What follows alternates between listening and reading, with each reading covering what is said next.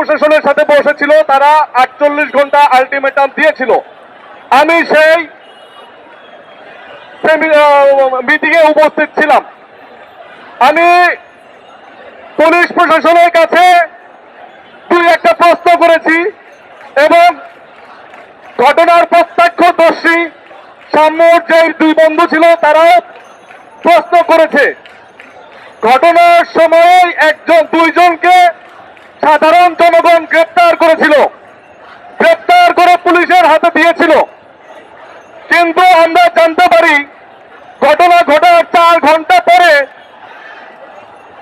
ঘটনাস্থল থেকে 7-8 কিলোমিটার দূরে কোনো এক হসপিটাল থেকে সেই সমস্ত দুইজন ক্রিমিনালকে গ্রেপ্তার করে। আমাদের জিজ্ঞাসা ছিল পুলিশ প্রশাসনের কাছে, যদি ওই সময় সাধারণ জনগণ এই দুইজন দুষ্কৃতিকারীকে ধরে পুলিশের দেয়, পুলিশ পরবর্তীতে তাদেরকে কেন ওই হসপিটাল থেকে তাদেরকে গ্রেপ্তার দেখালো?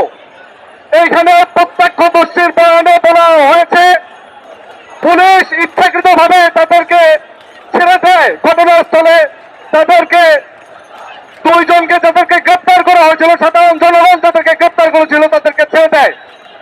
আমি জানতে চাই পুলিশের উপরে কোনো প্রেশার ছিল কিনা, কোন চাপের কারণে পুলিশ ওই দুইজনকে ছেড়ে দিতে বাধ্য হয়েছিল কিনা, এটা আমার জিজ্ঞাসা। তারা কি করলো?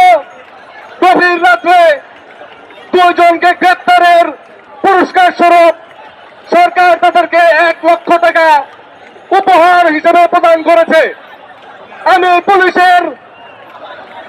পুলিশকে লক্ষ্য করে বলতে চাই, যদি আপনাদের উপহারের দরকার হয়, আজকের এই সমাবেশে আমি ঘোষণা দিলাম, যদি দুষ্কৃতিকারীদেরকে অবিলম্বে গ্রেপ্তার করা হয়, আমি 5 লক্ষ টাকা উপহার হিসেবে উপহার প্রদান করবো ইনশাল্লাহ।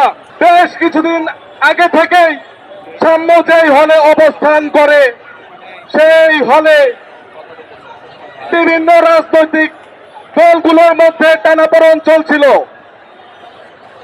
আমরা পুলিশকে এই বিষয়ে সজাগ দৃষ্টি দেওয়ার আহ্বান জানাচ্ছি। আমরা আজকের এই অবস্থান কর্মসূচি থেকে ঢাকা বিশ্ববিদ্যালয়ের ব্যর্থ প্রশাসনের পদত্যাগ দাবি করছি।